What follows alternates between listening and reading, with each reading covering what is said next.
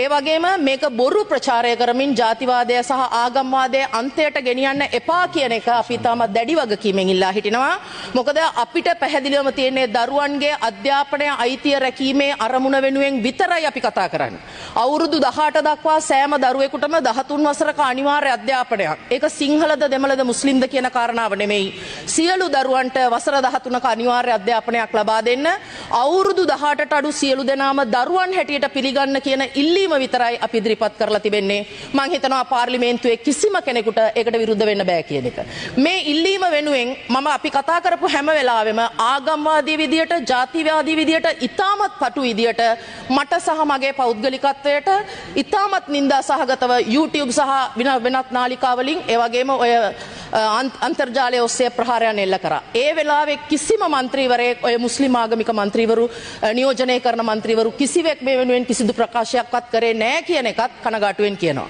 මම පෙනී ඉන්නවා දැනටත් ඉතාමත් වගකීමෙන් සියලු දරුවන්ගේ අධ්‍යාපන අයිතිය ආරක්ෂා කළ යුතුයි කියන තැන මම ඉන්නවා. වසර 13ක අනිවාර්ය අධ්‍යාපනයක් ලැබිය යුතුයි කියන තැන මම ඉන්නවා. ඒක අපි තනියෙන් නෙමෙයි, පුද්ගලයෙක් හැටියට නෙමෙයි, සියලු කාන්තාවන් සහ දරුවන් වෙනුවෙන් අපේ ජාතික ප්‍රතිපත්තියත් ඒක. දරුවන්ට අවුරුදු 18 වෙනකන් අනිවාර්ය අධ්‍යාපනය ලැබිය යුතුයි. ඒ වගේම එක්සත් ජාතීන්ගේ ළමා ප්‍රඥප්තිය අනුව වයස අවුරුදු 18ට අඩු සියලු දෙනා දරුවන් ලෙස පිළිගත් රටක් අපි ඒක ආරක්ෂා කරන්න ඕනේ. ඒ වෙනුවෙන් තමයි අපි කතා කරන්නේ. ඒක නිසා ජමියතුල් උලමා සංවිධානයට එක්ක එතුමන්ලා සමග මම දෙවරක් කතා කරලා තිබෙනවා. ඒ වෙනුවෙන් එතුමන්ලාට අපේ අමාත්‍යංශයේ කටයුතු පිළිබඳව පූර්ණ විශ්වාසයක් සහ විනිවිදභාවයක් යුතුව කටයුතු කරලා තිබෙනවා මිසක් අපි කිසිවක් සංගවා කටයුතු කරලා නැහැ. ඒ නිසා ඉතාමත් ආදරෙන් ඉල්ලා හිටිනවා මේක අන්තවාදයේ දිශාවට, ජාතිවාදී ආගම්වාදී ප්‍රවණතාවයන්ට ගෙනියන්න එපා කියලා.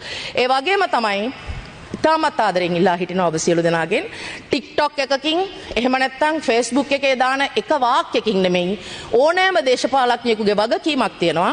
තමන්ගේ ජන සමාජය යම්කිසි වැරදි වැටහීමක ඉන්නවා නම් ඒ වැරදි වැටහීම නිවැරදි කිරීමේ වගකීම මේ පාර්ලිමේන්තුව නියෝජනය කරන ඔබ තමුන්නාන්සලාට තිබෙනවා. ඒක පැහැර හරින්න එපා. එක වාක්‍යකින් සමස්තය යට කරන්න දෙන්නේ නැතුව ලැබෙන තොරතුර නිවැරදිද, අපේ ජන සමාජය තුළ යම්කිසි වරදක් තිබෙනවාද, වැරදි වැටහීමක් තිබෙනවාද, ඒ වැරදි වැටහීම නිවැරදි කිරීම සඳහා නායකත්වය අරගෙන මඟ පෙන්වීම, ජාතියට මඟ පෙන්වීම, තමාගේ පිරිසට නායකත්වය දීම, නොමග ගිහින් ඉන්නවා නම් තමාගේ පිරිස් ඒකට නායකත්වය දීලා මඟ පෙන්වන එක අපේ മന്ത്രിවරුන්ගේ වගකීම කියන එක කියනවා. අපි ඒ වගකීම අපේ පිරිස වෙනුවෙන් අපි අනිවාර්යෙන් කරනවා. ඒ නිසා අපේ පාර්ශවයෙන් කිසිම වෙලාවක ආගමික හෝ ජාතික වශයෙන් අගතියක් වෙන්නේ නැහැ. හැබැයි අපි සියලු දෙනාම කොන්දේසි විරහිතව දරුවන්ගේ අධ්‍යාපන අයිතිය වෙනුවෙන් පෙනී ඉන්නවා කියන එක විතරක් අපි ප්‍රකාශ